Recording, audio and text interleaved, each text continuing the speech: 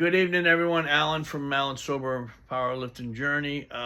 This story is going to be titled Nightmare in Illinois. I moved to Illinois in 2011. Uh, I had been hooked on the Oxycontins and opioids for many years in West Palm Beach and Lantana, Lake Worth area. That was a real nightmare. That's a whole story in itself. But anyways, they started clamping down on it at the doctors. This was about 2011. It wasn't as easy to get by then. So I had started drinking a little bit in Lantana, changing one drug to another. Anyways, I was with this girl, Diane, and her son lived in this little town of Olney, Illinois. So he came and picked us up. We had to move out of Lantana anyways because I got into a fight with the guy that was renting me the room. I beat him up pretty good. I almost got arrested for that, but luckily I didn't. He didn't press charges, but we had to get out of the place we were at. And anyways, we drove to Illinois, and I lived in this little town called Olney. And I started drinking pretty heavy when I got there. I couldn't get the pills I wanted, for the opioid addiction I had. So I switched addictions to drinking. We stayed in Olney for a couple of years. I got into meth for about 6 months, and I got arrested for that. I sat in jail for about 6 months, and I went to rehab from there. And when I got out, I was only out for probably, less than maybe 24 hours before I started drinking again. After I swore that I wasn't going to drink anymore in that jail, in rehab, I thought I was working a great program. I was reading the Bible in there every day, and what I did wrong is I went right back to the same people I was hanging out with before, and I just wasn't done yet. Once you're done, you're done. Some people, unfortunately, are never done, and they take their addiction right to the grave. I guess God had another plan for me, because boy, I was really pushing it hard. But anyways, I started drinking again. So I moved into with this couple. I left Diane, moved in with this couple. I was drinking in the morning, all day long, vodka, and doing heroin also when I could get my hands on. It's kind of expensive there, heroin, so it wasn't an everyday thing. But the drinking was every day, They ended up kicking me out in the middle of the day. It was in the afternoon. I had nowhere to go, so I slept at this friend down the street's house. And anyways, I got a ticket to a place called Marion, Illinois. That's where Diane was living.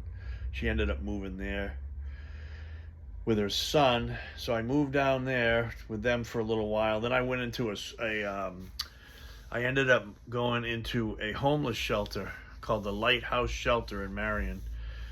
And it was a 1 month place. You go for 1 month, and they try to help you. They will help you. They'll help you get a job, get your ID and all that. They'll help you with your court problems. And so I went in there for a month.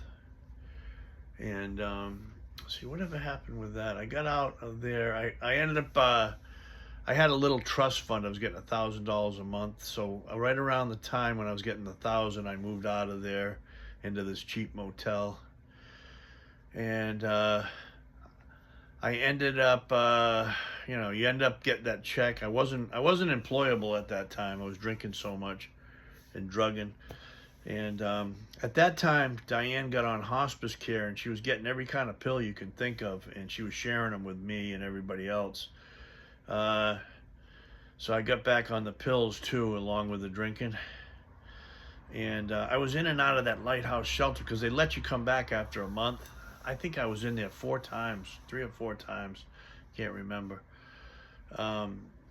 Till finally I burned all my bridges there in Marion, Illinois. And what did I do? Oh yeah, I had a car, and I had my own little apartment, and I started seeing this stripper. She was a stripper slash, probably a slipper slash prostitute, pretty much. I started seeing her, hanging out with her, and lived in this little apartment. One night we got a bottle of Jack Daniels. I was going around and stealing booze everywhere. I would go to like the Walmart, they sold them in there. And I would go to Walmart, Kmart. There was a Kmart there down in the next town over. I would go steal a bottle of booze, and I would put it in my pants and walk out. And I was also stealing gas because you don't have to pay. You can pump and then go in and pay there. I don't know if they could you still can do that there, but I was doing that, stealing gas. So one day I stole a bottle of Jack Daniels, and she was with me. On the way home, we said let's drive to Boston. Let's go. We were in a complete fog, both of us.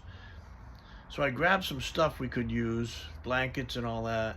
We had basically no money, and we started driving, and we ended up in the middle of the night in this rest area in Indiana somewhere. And we both decided this is not a good idea. So we ended up driving back, and it was funny.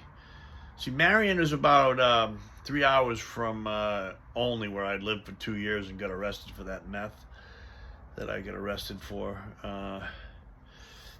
We ended up going through Olney, and I ended up hooking up with that same couple that kicked me out.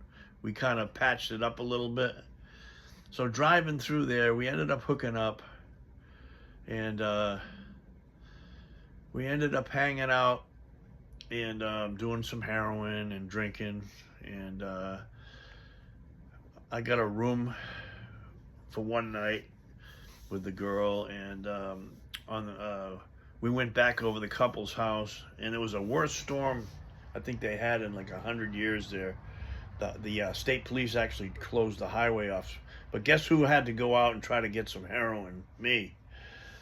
I decided pretty much in a gray out, which you can remember some things but not everything. I decided to go out there when the state police had the roads closed off.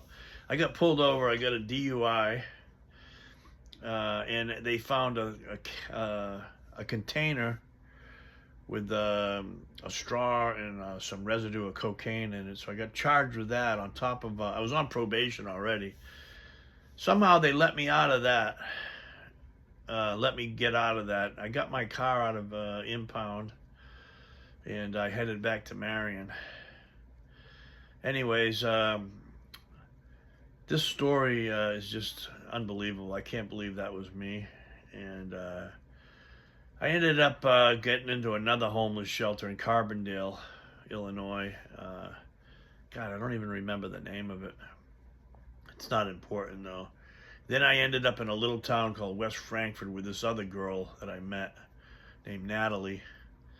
And I ended up finally getting arrested, and because I absconded from my probation for the meth charge. And I also wrote some bad checks in a small town for under, I think it was about $100 check or whatever, maybe a little less, misdemeanor.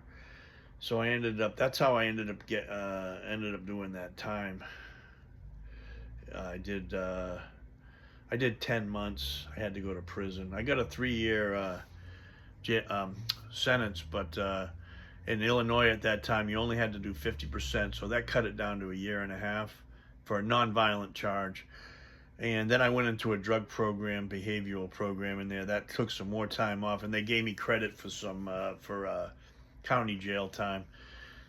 So luckily, I only did 10 months on that. And I never drank again after that. I had enough after that, after I went to that program. Yeah, and that was over 10 years ago.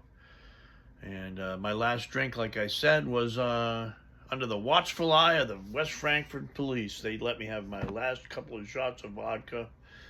I'm grateful for those 2 cops that arrested me. They were very, very nice to me. Very nice. I'll never forget it. How nice they let me. They gave me one of their cigarettes. I smoked at that time. They gave me a Newport.